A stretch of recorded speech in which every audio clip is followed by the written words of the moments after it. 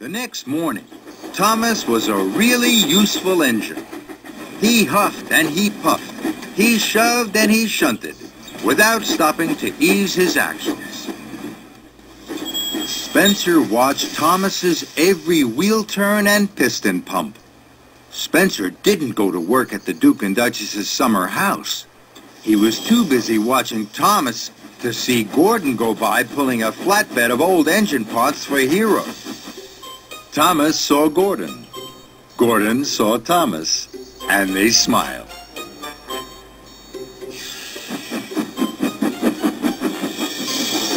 Thomas had worked hard all day. He was going to the Sodor Steamworks. Gordon steamed towards Thomas. Gordon was beaming from buffer to buffer. He was very happy to be helping Hero. Job done. Now I must hurry. The express mustn't be late. Well done, Gordon. Thank you, Thomas. At the Sodor Steamworks, sparks flew and cogs creaked. Percy was almost ready to leave. Percy and Thomas smiled. Then Sir Topham had arrived. He was cross. Thomas and Percy, the mail cars are still missing. Tomorrow you must find them. Yes, sir. Of course, sir. Victor could see that Thomas and Percy were worried. Percy, you're fixed. Come on, Thomas. Cheer your friend up. I know just how to do that. Follow me, Percy. Thomas, this afternoon I will leave something for you. Thank you, Victor. Thank you, Victor.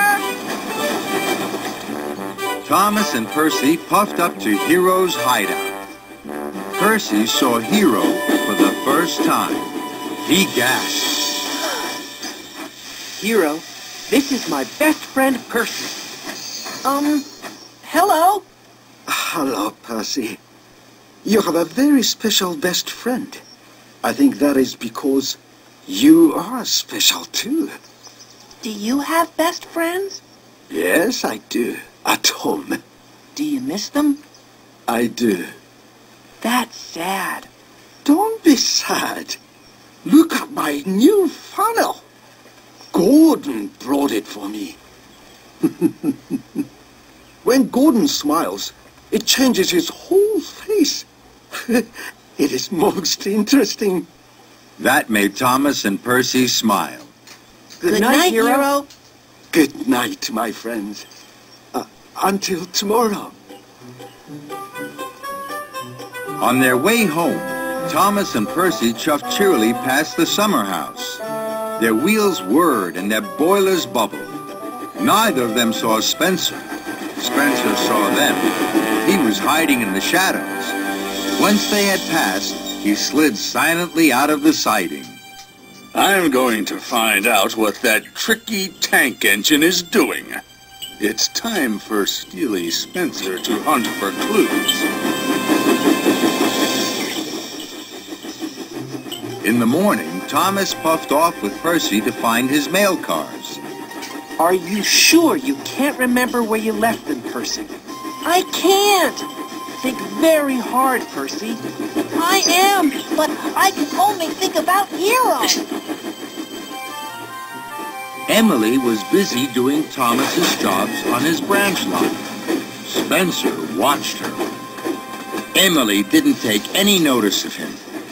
Why is Thomas puffing around the summer house? I don't know. Thomas is a busy engine. He chuffs all over the island.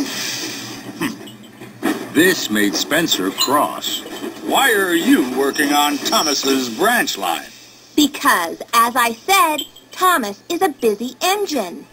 Where is he busy? You're a big, strong engine, Spencer. Why don't you go and look? Spencer really didn't like this. He stared hard at Emily. Spencer stared so hard, he didn't see Percy and Thomas puff by on the upper track. Nor did he see Edward huff by with a flatbed of engine parts for Hero. That evening, Thomas and Percy puffed up to Hero's hideout. Look at me now. Hero's boiler was finished.